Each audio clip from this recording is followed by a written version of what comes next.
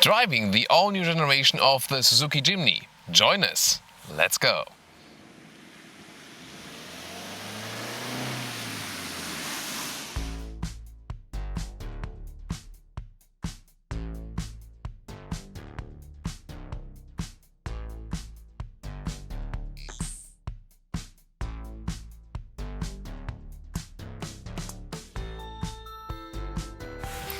In the front we can already see this very iconic shape and, well, this special color of course adds some more to this emotional feature of that vehicle. And what you can also see are those approaching angles here.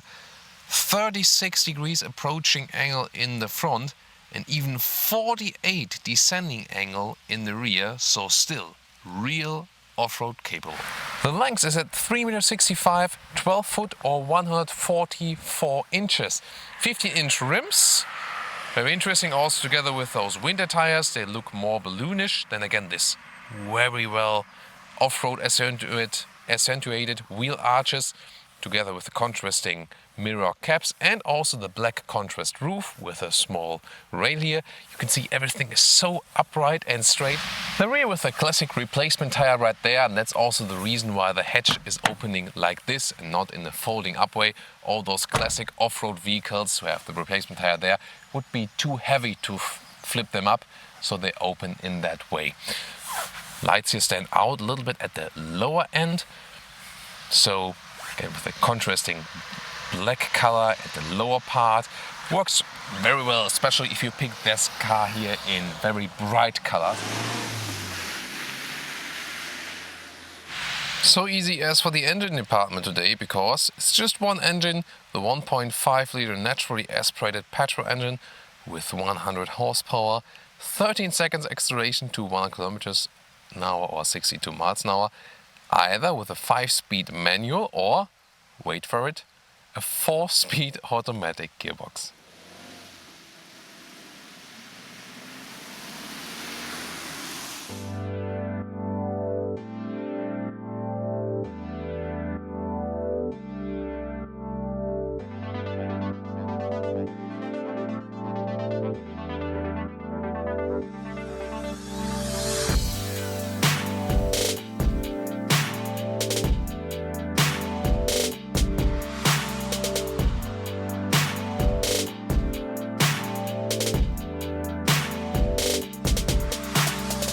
Let's take a look at that interior together. You can see very slim doors, hardly any spot to put something, but then again, it's really room saving.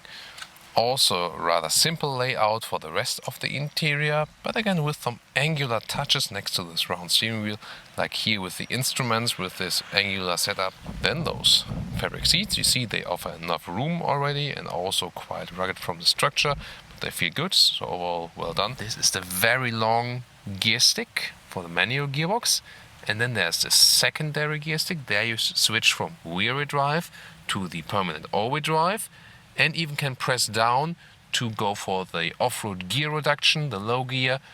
Really interesting. This is still the real off-road character, and you can see even a very open middle lower console, classic handbrake, and also seat heating optional in this comfort trim, next to some cup holders and some more small cubby holes. And I already show you right here the place to put your smartphone. There's a 12-volt power supply right, and left there's a USB port where you can put it in. My iPhone X, it directly fits in there. If it's any longer, it won't fit anymore. And another funny detail is that the window levers are right there for the automatic window control. Interesting to have it right there in this middle position. Getting inside here is super easy, such an open wide space, and it's also a comfortable seating position for taller drivers.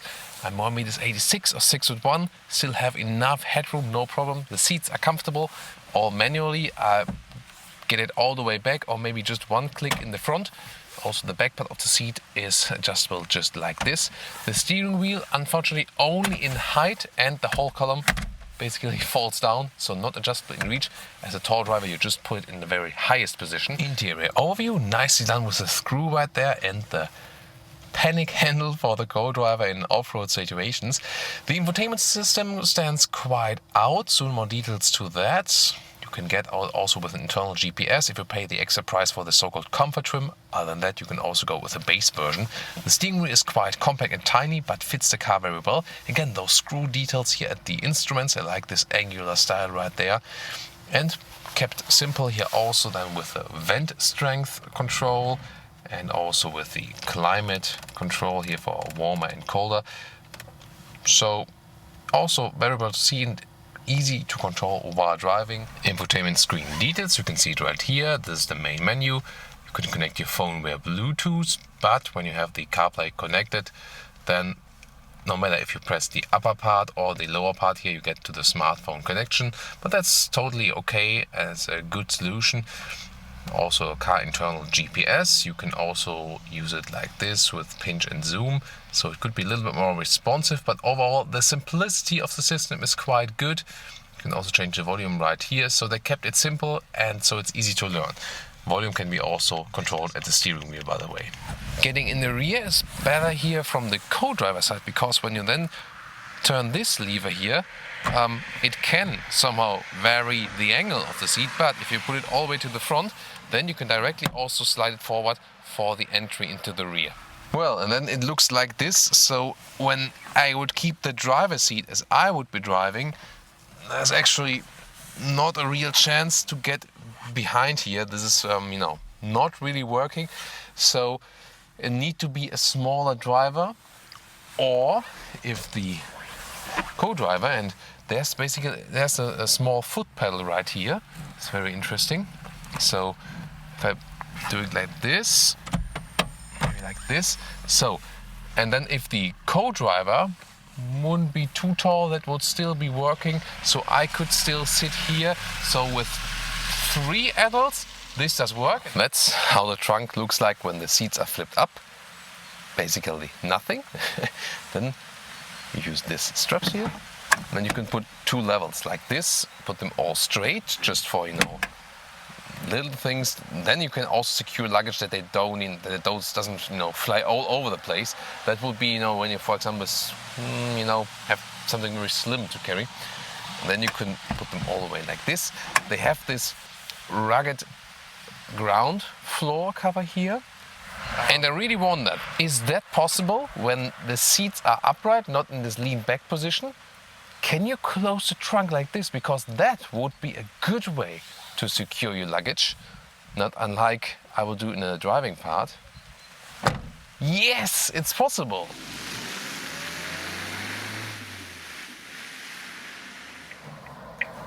Welcome to Thomas's driving lounge. A special part here today with the Suzuki Jimny, and this is also one thing this vehicle is about. I immediately have to start laughing. It's a fun car, that's really clear. Of course also while driving. And well, it starts right here with the seating position, because it is super small, but then again you sit very high and upright, have this off-road feeling immediately. The naturally aspirated petrol engine 1.5 sounds also a little bit old school. It doesn't sound that refined, but that also again fits to the overall character of the vehicle. So, what's my conclusion from driving the Suzuki Jimny in this new generation? Definitely an authentic, unique driving experience. It feels like driving a 1980s small truck, suspension-wise, shifting-wise, steering-wise. It has this off-road character with the indirect, imprecise steering, and of course the off-road gear reduction.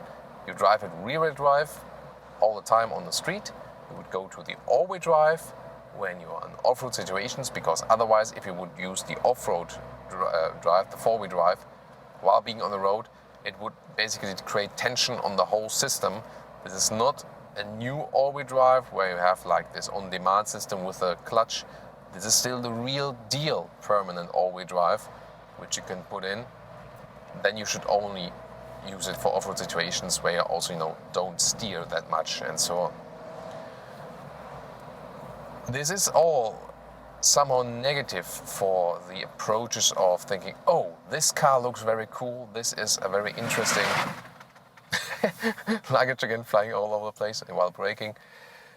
It's not a lifestyle SUV to drive comfortably in the city around. This is, what maybe some people expect because see, oh, this is such a cute design, I really love that, that's so cool. But I think it would be more suitable if you live in Tuscany and drive up your farmland or so and have this very narrow corners on soft off-road surfaces or something. That would be a suitable use for this vehicle, definitely. If you want to use it as a city street SUV, then you have to be aware of those disadvantages of the off-road culture this car has. Then again, if you need it for an off-road use, then it would be rather the suitable one for that. Or you just say, I found this car so cool and so cute, I don't care about the negative street driving implications. It's just fun. And clearly I can also say, despite everything where you can maybe also have, a little laugh at, it is surely still a fun vehicle to drive.